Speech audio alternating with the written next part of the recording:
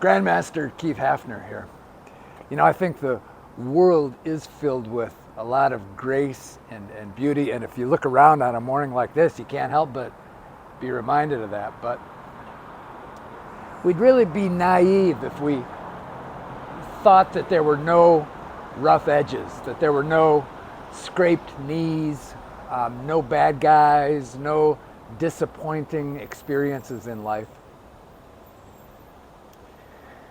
Sometimes I get concerned that we're not training our kids to be tough, that we have become so hyper aware of shielding them from any kind of discomfiture, any kind of pain, any kind of threat, any kind of insult, any kind of thing that would challenge their peace of mind. You know, a lot of that's good. We are charged with protecting our kids, but I think when it goes so far, what happens is that we raise up a batch of kids that are hypersensitive, super easily offended, and cannot withstand the knocks and bumps and bruises that are inevitably coming their way.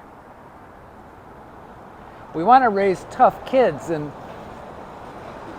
the interesting part of this is that what it requires is tough parents. And I'm with you. My kids are grown-ups, and I've got this impulse, this instinct to shield them from any difficulty that I can, but that's not always best. And so it requires a tough parent who can withstand letting their kid experience a little bit of pain, mom and or dad still keeping kind of an eye on the throttle, kind of watching what's going on, but to strengthen your children by letting them experience some disappointment, experience the scraped knee, to get in there and mix it up with other kids, to try and fail, to fall, to cry, to be insulted, to all of those things provide strength. And you know this from your own life because you have been disappointed and came back stronger. You have had some injustice done to you, and inside, instead of cowering in fear, you rose to the occasion and said, I can withstand this, and you came away stronger and better and tougher and more ready for the next thing that life was going to throw at you.